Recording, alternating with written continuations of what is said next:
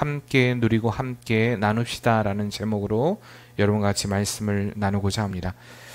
가난한 영국의 한 소년이요, 내가 이제 미국에 가서 돈을 많이 벌겠다라는 그런 아메리칸 드림을 꿈꾸면서 미국행 배에 올라타게 되었습니다. 그런데 그 배에 타는 과정까지도 참 험난했어요. 왜냐하면 뱃삭이 없었기 때문에 여러 노력을 하고 힘쓰고 애써서 여기저기 모아서 겨우 뱃삭을 구입해서 배를 탈 수가 있었습니다.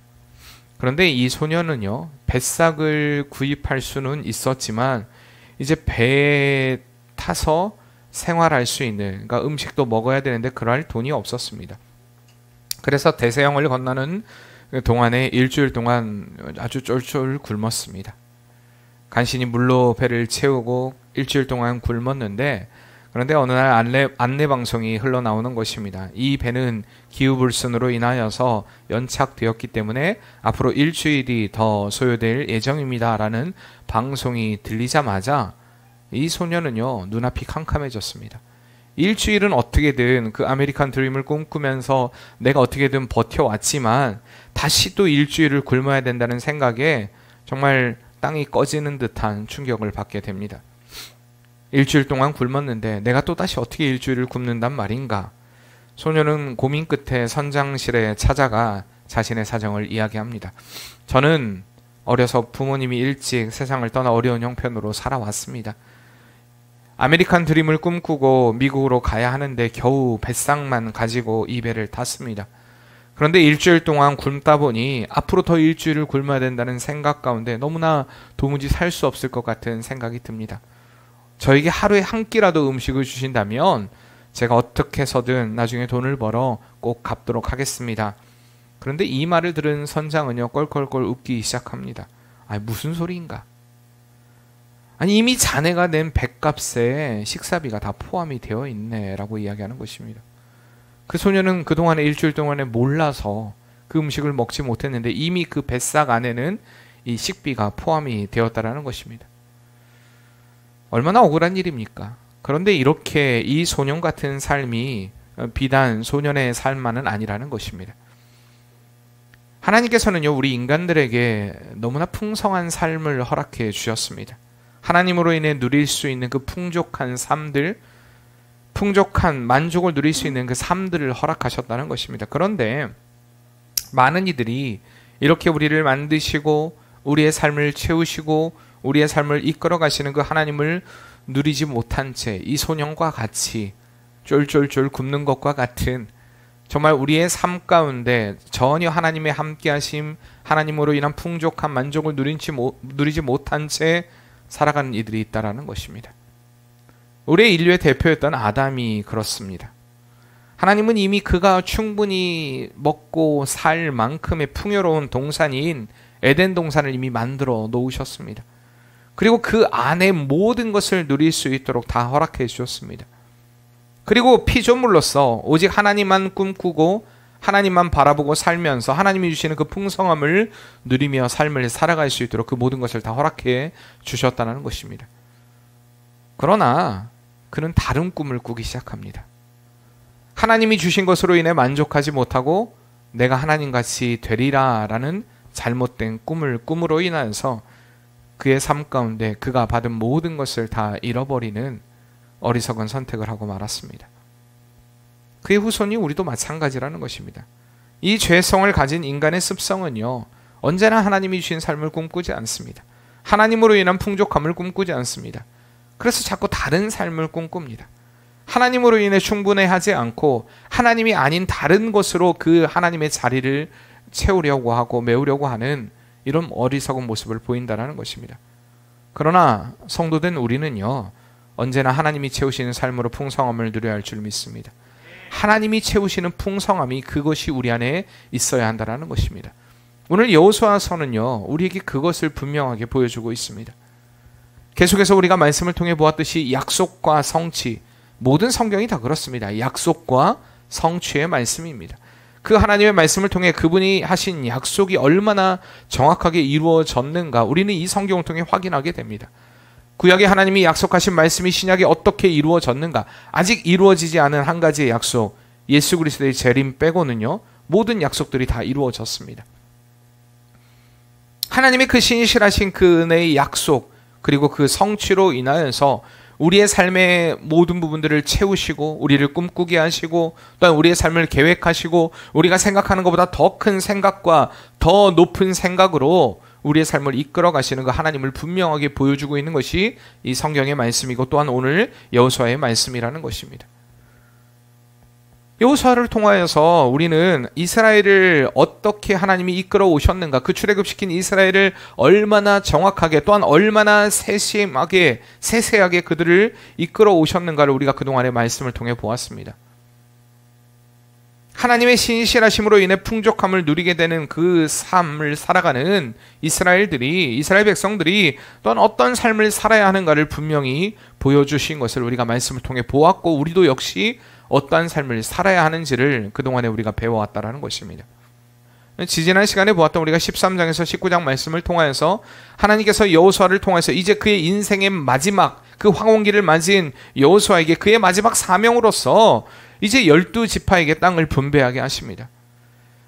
그리고 20장에 그들을 위한 도피성 6곳을 만들게 하십니다. 그리고 그 안에서 그들 안에 일어날 수 있는 모든 갈등의 요소들을 하나님 안에서 해결하기를 원하시는 모습을 우리가 분명히 보아왔습니다.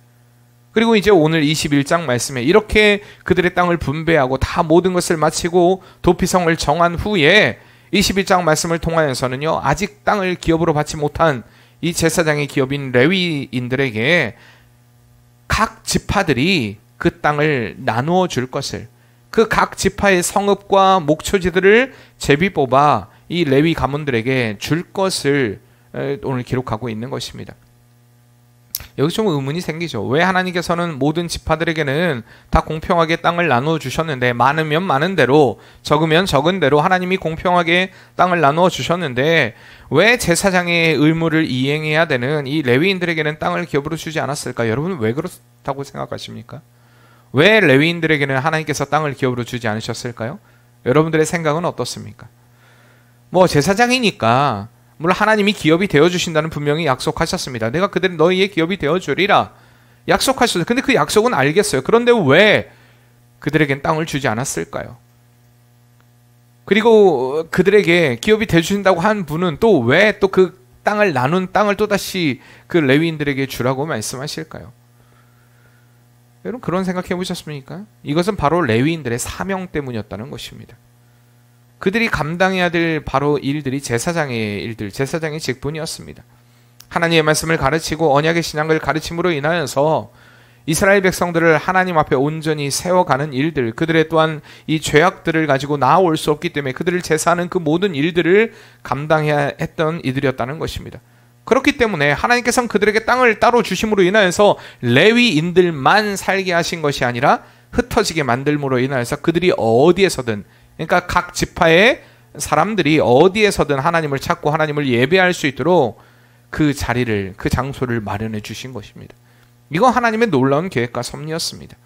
그들이 언제나 하나님이 세우신, 하나님이 선택하시고 하나님이 세우신 이스라엘 백성들을 사랑하셨기 때문에 그들이 언제나 하나님을 만날 수 있고 언제나 하나님께 가까이 갈 수 있는 은혜의 길을 열어주시기 위해서 각 지파들에게 땅을 제비뽑게 하시고 그 지파들의 레위인들이 나눠지게 됨으로 인하여서 언제나 하나님을 예배하는 자리에 있을 수 있도록 만들어 주셨다는 것입니다.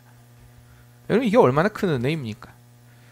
그래서 오늘 본문의 1절과 2절 말씀에는요, 이 레위 지파의 족장들이 가나안의 땅 실로에 있는 그 자리에서 이제 그 기업을 분배하는 자들에게 요청합니다. 다시금 하나님의 말씀을 상기시키면서 우리에게 그 땅을 주라라고 요청하는 것입니다. 이거의 배경이 되는 말씀은 민수기 35장의 말씀입니다. 하나님께서는요, 이스라엘 자손들에게 이 레위인들에게 두 가지를 줘야 할 것을 명령하셨습니다. 그러니까 너희가 그렇게 땅이 분배가 되고 땅이 나누어진 후에 레위인들에게 주어야 할 두 가지가 있다. 내가 레위인들의 기업은 따로 마련하지 않았다. 근데 너희들이 주어야 한다. 첫째, 그들이 거주할 성읍을 주어라. 그리고 둘째, 그들의 재산인 가축과 짐승을 위한 초장을 주어라. 목초지를 주어라. 이것이 하나님의 명령이었습니다. 그래서 하나님께서는 구체적으로요, 우리가 지난 시간에 보았던 6개의 성읍. 자, 6개의 성읍에 누가 있습니까? 누가 존재하게 되죠? 레위인이 존재하게 됩니다. 왜요? 레위인들, 그 제사장들이 있음으로 인하여서 그 제사장이 먼저 1차적으로 그의 죄가 고의성이 있는지 없는지를 판단하게 되지 않습니까? 그러니까 그 도피성에 있는 6개의 성읍과 또한 나머지 42개의 성읍, 그래서 총 48개의 성읍을 그들에게 주게 하신 것입니다. 이 명령이 분명히 있었어요. 민수기 35장에.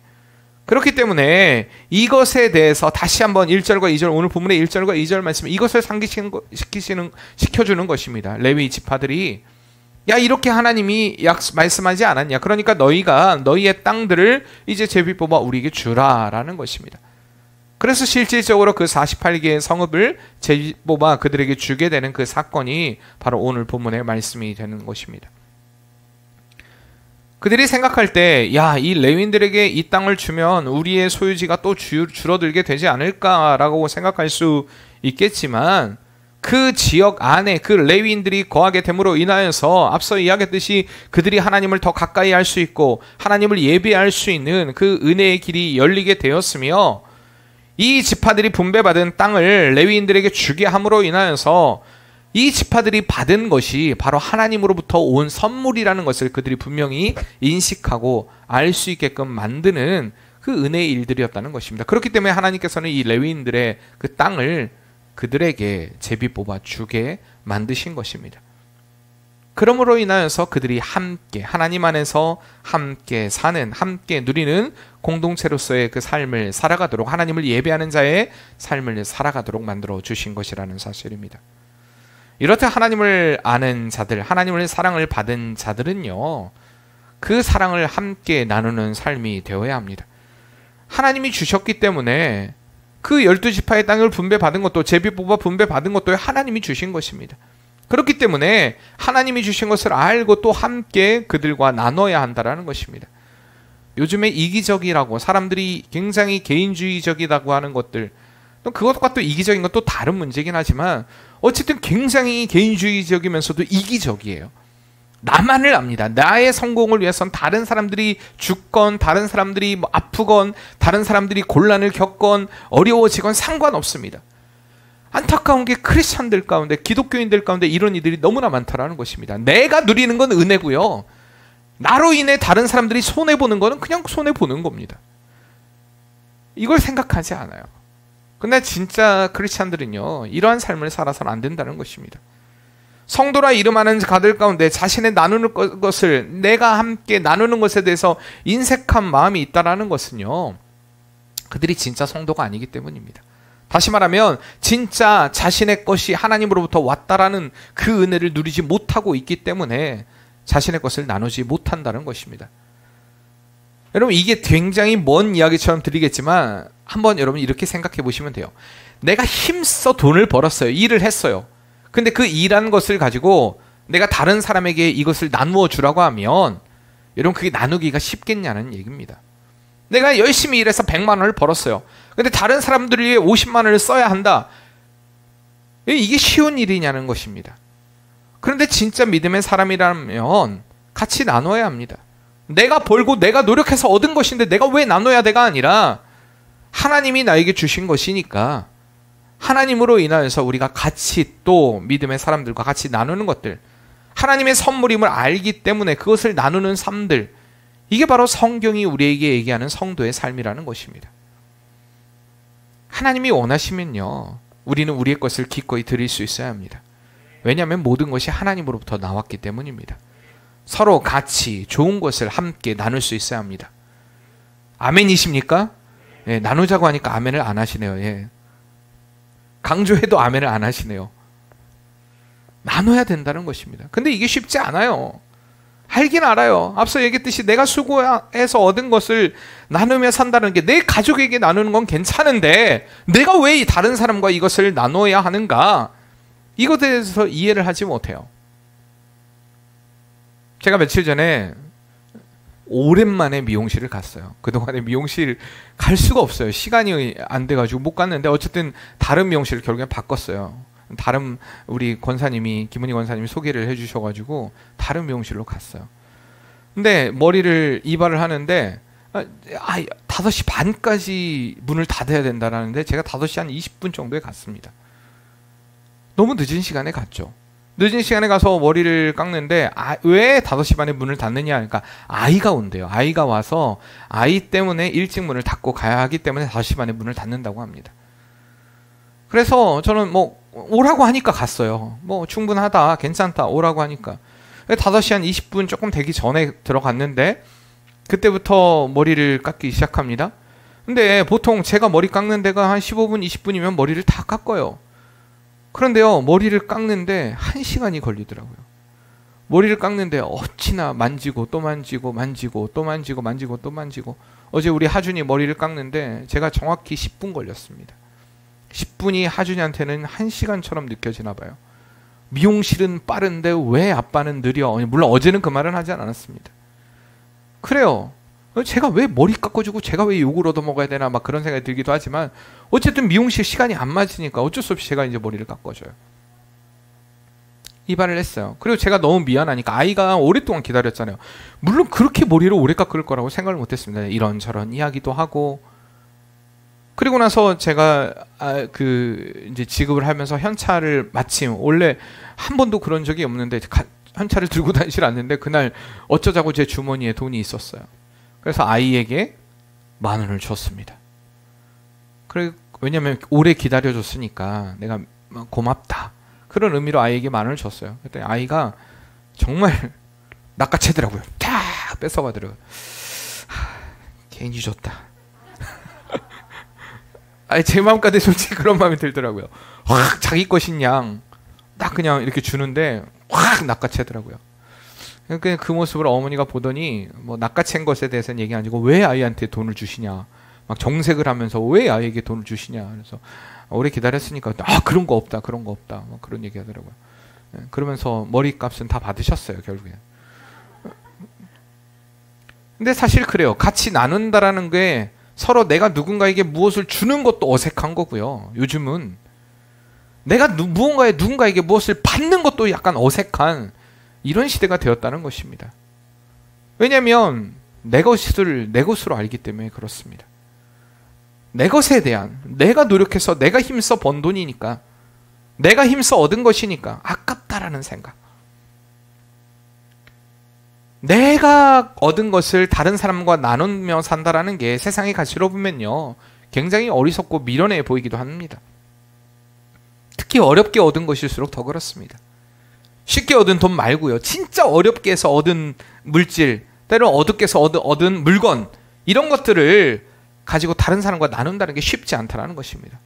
근데 오늘 말씀에는요, 그래도 나눠야 한다는 것입니다. 8절과 12절 말씀에 보면 특별히 이 아론 자손이 할당받은 성읍 가운데, 그러니까 대제상의 가문인 이 아론 자손이 할당받은 성읍 가운데 그 유다 지파 사람들의 소유인 헤브론이 있었습니다. 헤브론에 대한 언급이요, 굉장히 길게 나와요. 성경에 보면요, 우리 오 목사님 설교를 통해 계속해서 듣죠. 성경에 많은 분량을 가지고 있다는 건 중요하다, 뭔가 강조하는 게 있다라는 이야기입니다. 근데요, 분량이 굉장히 다른 것보다 길어요. 헤브론에 대한 이야기가. 다른 성읍들에 비해 헤브론에 대해 비교적 정확하게 기록하고 있는 것은 유다 지파에게 있어서 이 헤브론의 위치가 굉장히 중요하다라는 이야기입니다. 중요한 곳이에요. 유다 지파의 대표가 누구였습니까? 갈렙이었습니다. 갈렙. 이 대표자인 갈렙과 그의 가족들에게 있어서 이 헤브론은요, 굉장히 중요한 성읍이었다는 것입니다. 이미 말씀을 잊어버린지 모르겠는데 우리가 이미 여호수아 14장 말씀을 통해 이 헤브론을 갈렙이 차지하는 것, 이 산지를 내게 주소서라고 하면서 차지한 것을 우리가 말씀을 통해 보았지 않습니까? 이 헤브론이라는 지역 자체가 아낙 자손이 거하는, 거인들이 거하는 매우 견고한 성읍이었다는 것입니다. 이스라엘의 전 민족적인 이 가나안 정복 전쟁 당시에 이 성읍을 빼앗게 됩니다. 그러나 얼마 지나지 않아 다시금 아낙 자손에게 빼앗겼다는 것입니다. 이러한 헤브론을 유다 지파의 갈렙은 다시금 차지하기 위해 생명을 무릅쓰고 이 산지를 내게 주소서, 그의 나이가 80이 넘었는데도 불구하고 그가 직접 싸워 다시금 헤브론을 자신의 기업으로 삼게 되었다는 것입니다. 그만큼 헤브론이 의미 있는, 유다 지파에게 있어서 또한 이 갈렙에게 있어서 의미 있는 성이었는데, 또한 우리가 잘 알듯이 모세가 그 가데스 바네아에서 12명의 정탐꾼을 보낼 때 10명의 정탐꾼들이 우와 우리는 가나안에 들어갈 수 없습니다. 그때에 이 헤브론에 있는 아낙 자손을 보고 두려움에 떨었던 것입니다. 그래서 그들이 40일 동안 정탐했던 그 시간을 1년으로 계산해서 40년 동안에 이스라엘이 그 광야에서의 생활을 하게 되는 계기가 된, 그 사건이 일어나게 된 계기가 바로 이 헤브론의 어쨌든 아낙 자손을 통한 그러한 일들이었다는 것입니다. 그렇기 때문에 이 헤브론은 굉장히 중요한, 특히 유다 지파에게도 굉장히 의미 있는, 특히 갈렙에게는 굉장히 의미 있는 지역이었습니다. 이런 배경을 가진 헤브론이었는데, 제비를 뽑고 나니까 레위 지파, 특히 이 아론의 자손들에게 주어야 될 성읍으로 바로 이 헤브론이 뽑힌 것입니다. 근데 어떻게 합니까? 유다 지파와 갈렙은요, 그것을 너무나 쉽게 내어줍니다. 아론의 자손들에게 그 성읍을 내어준다라는 것입니다. 그가 피를 정말로 죽을 각오를 하고 피를 토하는 심정으로 정말 힘쓰고 애쓰고 하나님 앞에 기도하고 구하고 또한 노력해서 실질적으로 싸워서 얻은 성읍이었음에도 불구하고 그는 제비 뽑히자마자 내놓았다라는 것입니다. 왜냐하면 이것이 하나님의 뜻임을 알았기 때문에 그렇습니다. 자신의 것을 하나님이 주셨다는 것을 알았기 때문에 다시금 그걸 나누는 것에 대해서 그는 아무렇지도 않게 자신의 것이라 주장하지 않고 내어놓을 수 있는 그러한 믿음의 자세를 가졌다라는 것입니다. 이것이 바로 하나님의 백성이 함께 누리는 삶을 살아가는 모습입니다. 내가 노력해서 얻었고 내가 힘써 얻었지만 하나님이 원하신다면 아무리 귀한 것이라도 주저하지 않고 내놓을 수 있는 삶, 이것이 바로 하나님이 우리에게 원하시는 함께 누리고 함께 사는 삶이라는 것입니다. 먼저 하나님께 우리가 드려야 돼요. 그것을. 아브라함이 그 이삭을 하나님이 바치라 했을 때 언제라고 얘기하지 않았지만 그는 그 다음날 바로 이 이삭을 데리고 모리아산으로 가게 됩니다. 우리가 그랬던 것처럼 하나님 앞에 하나님이 요구하실 때에 하나님의 것이니까 네 하고 순종하며 드릴 수 있는 삶이 되어야 한다는 것입니다.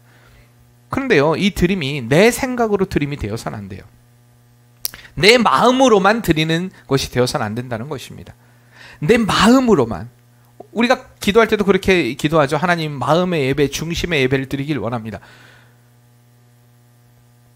근데요, 우리가 중심의 예배만 드려서는 안 돼요. 마음의 예배만 드려서는 안 돼요. 내가 진짜 하나님을 예배하고 싶은데요, 하나님 그 마음 아시죠? 그러니까 나는 오늘 집에서 내가 피곤하니까 누워서 예배 드릴게요. 나는 마음을 다하는 예배를 드렸습니다. 근데 그 마음을 다하는 예배가 아닙니다. 제 말을 이해하실 거예요. 마음만, 생각만 드리는 건 드리는 삶이 아니라는 것입니다. 마음으로 생각했다면 실질적인 헌신의 삶이 일어나야 됩니다. 생각했다면 실질적인 삶이 이루어져야 한다는 것입니다. 하나님의 은혜를 입은 자답게 우리가 누리는 모든 것이 하나님의 은혜의 선물임을 알고 우리가 실제 삶 가운데 나누는 삶이 되어야 한다는 것입니다. 열왕기상 17장에 보면요, 엘리야 선지자가 그 마지막 남은 음식을 가지고 내가 이제 이것을 먹고 언제 죽을지 모르는 이제 그 마지막 그 음식, 마지막 식탁을 하기를 원했던 이 사르밧 과부의 음식을 갖다 달라 얘기합니다. 야, 나 배고프니까 나 줘. 근데 사르밧 과부와 아들은요, 이제 이 마지막 음식을 먹고 죽게 되는 것입니다. 왜? 더 이상 먹을 것이 없기 때문에. 가뭄으로 인해서 더 이상 먹을 것도 없고요, 어떠한 방법도 없기 때문에. 과부라고 얘기하는 것은 전에도 목사님 설교하면서도 얘기했지만 당시 과부가 살아갈 수 있는 삶은 정상적인 삶, 좀 이런 표현하기 그렇지만 어쨌든 그들이 그 일반적으로 돈을 벌고 어떤 자기가 헌신하고 노력해서 벌 수 있는 그런 삶을 살 수 있는 배경이 되지 않았습니다. 그래서 그들은요, 그저 우리가 나오미의 그 예를 보듯이 그들이 했던 일이 무엇입니까? 그저 남은 포리삭 줍는 거, 그냥 그런 거, 그 정도의 일을 할 수 있지 어떤 정상적인 그 일을 하고 생활을 하면서 돈을 벌 수 있는 상황이 아니었대. 근데 가뭄이 들어서 더 이상 이제는 그들이 먹을 것이 없었던 그 과부의 마지막 식탁을 엘리야가 빼앗습니다. 나에게 주라. 그런데 이 사르밧 과부가요, 그 마지막 식탁을 잘 요리해서 엘리야에게 주게 됩니다. 여러분, 어떻게 이런 삶이 가능하겠습니까? 바로 자신의 삶의 전부를 하나님께 맡긴 자만이 가능한 삶이라는 것입니다. 그리고 이렇게 하나님께 전부를 맡기고 사는 자의 삶을요, 하나님은 절대 가만 놔두지 않습니다. 우리가 이 말씀을 너무나 잘 알고 있어요. 이렇게 마지막 자신의 남은 음식을 나누는 사르밧 과부는요, 이제 가뭄이 가시고 어려움의 상황이 지나기까지, 그러니까 그 가뭄이 끝나기까지 그의 독이 마르지 않았고요, 그의 기름이 마르지 않는 은혜를 누리게 됩니다. 평생은 아니었어요. 그가 이제 얻을 수 있는 얻을 수 없었기 때문에 그 순간까지는 독이 마르지 않았다는 것입니다. 얻을 수 있었을 때는 다시 독이 말랐겠죠. 이것이 바로 하나님께 받은, 하나님이 원하시는 곳에 순종함으로 드리는 그러한 삶. 우리가 받은 것이 하나님의 것이기 때문에 내가 하나님께 드리겠습니다, 또한 하나님의 사람들을 위해 드리겠습니다 라는 받은 은혜를 함께 누리고 함께 나누는 삶이라는 것입니다. 이렇게 나눌 때요, 하나님은 더 좋은 것을 허락해 주십니다. 이미 앞서 말씀드렸듯이 그들의 성읍과 목초지를 이 레위인들에게 나눔으로 인하여서 이스라엘 각 지파들이요, 누릴 풍성함은 더 컸습니다. 왜요? 가까이에서 하나님을 예배할 수 있게 되었으니까요. 언제든지 하나님의 앞에서 모든 것을 해결받을 수 있는 은혜의 삶이 열렸기 때문입니다. 그리고 이것을 통해 결국에 그들이 알지 못했지만 이루어 가실 하나님의 세미한 계획이 있었다는 것입니다. 8절과 42절까지 보면요, 레위 사람들이 이 제비를 뽑아 얻은 성읍에 대한 기록들이 나와 있습니다. 그 중에 10절과 19절 말씀을 보면요, 아론의 자손들에게 배당된 13개의 성읍에 대한 이름들이 나와 있습니다. 그런데 이 아론의 자손들이 제비 뽑아 받게 될 성읍들을 보면요, 자, 지파로 보면요, 유다 지파, 그리고 시므온 지파, 베냐민 지파 중에서 그 성읍들을 받게 됩니다. 여러분들이 지도에서도 보았듯이, 그 지도 올리셨지 않습니까? 그 지도에서도 보았듯이 그 분배받은 땅을 한번 잘 보세요. 잘 모르겠으면 오늘 다시 한번 가서 여러분들 그 지도를 확인해 보시길 바랍니다. 근데요, 이 지파들이 차지한 땅의 주변에 뭐가 있었습니까? 혹시 기억나십니까? 그 지파들이 이스라엘의 중부 지역을 차지하고 있는 사람들이에요. 그러니까 결국에는 그곳에는요, 예루살렘이 있었다는 것입니다. 그러니까 훗날 이 예루살렘에 하나님의 성전이 세워질 것을 알았기 때문에 이 대제사장의 가문인 이 아론의 후손들이 그 땅을 차지하게 함으로 인하여서 성전 가까이에서 제사의 직무를 효과적으로 감당할 수 있도록 하나님이 섭리하셨다라는 것입니다. 결국엔 그들에게 제비 뽑기라는 것은요, 어떤 요령을 바라는 것이 아니라 하나님의 섭리, 하나님의 일하심, 하나님의 이끄심을 이루어가는 하나의 방편, 은혜의 방편이었다라는 것입니다. 이렇듯 하나님의 생각과 하나님의 방법은 언제나 우리 인간의 기대를 뛰어넘습니다. 여러분, 우연히 되어지는 일 없습니다. 우연히 만나게 되는 사람 없습니다. 여러분, 반드시 하나님께서 분명히 선한 계획과 선한 뜻이 있다는 걸 기억하시길 바랍니다. 하나님의 섭리, 이 제비뽑기를 통해서 하나님의 섭리, 하나님의 놀라운 계획을 보여주셨듯이 하나님께서는요, 우리의 삶을 철저하게 인도하시고 이끌어가시며 우리의 삶에 하나님의 놀라운 계획과 섭리를 계속해서 보여주신다는 사실을 우리는 인식해야 한다는 것입니다. 이렇듯 하나님은요, 언제나 세심하게, 그리고 세밀하게, 정확하게 우리의 삶의 모든 영역을 다스리시고 인도하시고 이끄시는 분이십니다. 이런 하나님의 이끄심과 채우심을 누리고 사는 사람들은요, 함께 같이 누리고 사는 삶을 살아야 한다는 것입니다. 여러분, 이럴 때 우리의 삶에 하나님께서는 더 좋은 곳으로 채워주십니다. 오늘 여호수아 21장이 이것을 보여주고 있어요.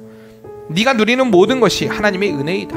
그 은혜를 아는 자는 함께 누리고 사는 삶이 되어야 된다. 그리고 그렇게 네가 누리고 나눌 때에 내가 더 좋은 곳으로 너에게 채워준다. 이것에 대한 약속의 말씀이기도 합니다. 특히 갈라디아서 6장 6절 말씀해 보면요, 가르치는 자와 좋은 것을 함께 하라고 이야기하고 있습니다. 우리가 믿음의 사람들끼리 서로 좋은 것을 함께 나누는 것들은요, 매우 중요한 일입니다. 이걸 제가 말하니까 가르치는 자와 좋은 것을 함께 하라. 그래 목사에게 잘하라는 얘기라. 이렇게 들으면 제가 할 말이 없습니다. 그런데요, 말씀대로 하자면 잘해야 돼요. 목사에게 뿐만 아니라 믿음의 사람들에게 잘해야 돼요. 여러분들 인색함으로 하는 것이 아니라 내가 받은 건데 내가 왜 이것을 가지고 내가 왜 당신 배를 불려야 돼? 아니에요. 같이 나눠야 돼요. 왜? 하나님이 채워주실 은혜가 더 크기 때문입니다. 이 제사장의 기업인 레위인들에게 자신의 소유를 주었지만 이스라엘은 그들이 준 것보다 하나님께 더 큰 은혜, 하나님께 더 가까이 갈 수 있는 그 은혜를 누리게 된 것입니다. 신실하신 하나님의 채우심과 인도하심을 받는 은혜의 삶을 살아가게 된 것입니다. 사랑하는 성도님들, 내 것을 나눌 때에 하나님께서 더 좋은 것으로 채워주십니다. 그렇기 때문에 우리의 공동체가 이런 공동체가 되어야 한다는 것입니다. 늘 내 것을 주울 수 있어야 돼요. 뭐 옆에 분들하고 이렇게 인사합시다. 내 것을 당신에게 주겠습니다. 네, 진짜요? 물어보세요. 진짜요? 아니, 물어보시라고요. 진짜요? 주겠습니다. 이렇게 그렇게 돼야 돼요. 하나님이 주신 것을 알기에 서로가 원하는 대로, 하나님이 원하시는 대로 서로가 서로를 책임지고 함께 나누고 함께 누리는 교회, 언제나 내 것을 먼저 내어놓고 하나님의 이끄심을 누리며 나아가는, 기대하며 나아가는 그러한 교회, 이렇게 나눔으로 인하여서 하나님이 채우시는 더 큰 은혜를 누리며 살아가는 그런 믿음의 공동체가 우리 사랑하는 맑은샘 교회의 공동체가 되어야 할 줄 믿습니다. 우리 이렇게 함께 누리고 함께 나눕시다. 아멘. 우리 같이 찬양합시다. 우리가 간직해야 소중한 것 있다면 내 삶을 누군가에게, 내 삶을 누군가에게 나눠줄 수 있는 것, 약하고 어리석은, 약하고 어리석은 나 자신을 본다 해도 그 모습 그대로를 사랑할 수 있으며 비교하기보다는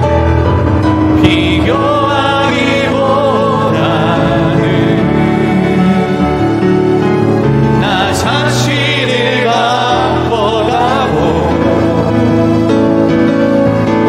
우리를 사랑하신 그를 믿으며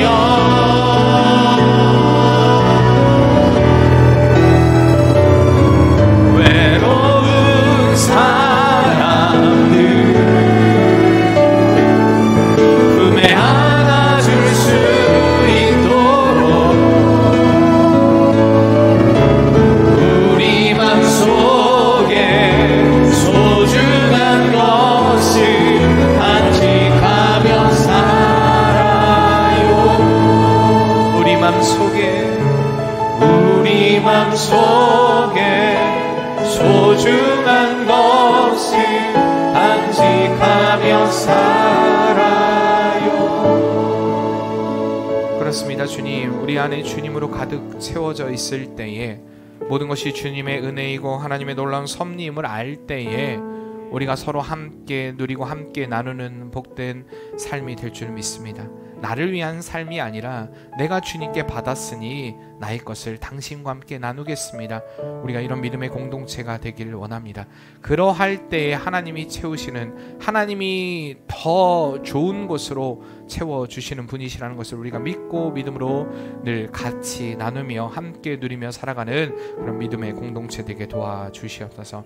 하나님, 우리 안에 그러므로 인하여 그리스도 예수의 사랑이 더 끈끈해지게 도와주시고 그 안에서 온전히 서로가 같이 기도해주고 또한 같이 위로해주고 같이 누리고 같이 나눔으로 인하여서 서로 같이 성장해가는 복된 믿음의 교회 되게, 공동체 되게 도와주시옵소서. 은혜로 우리를 이끌어 가실 주님을 믿사오며 예수님의 이름으로 기도합니다. 아멘.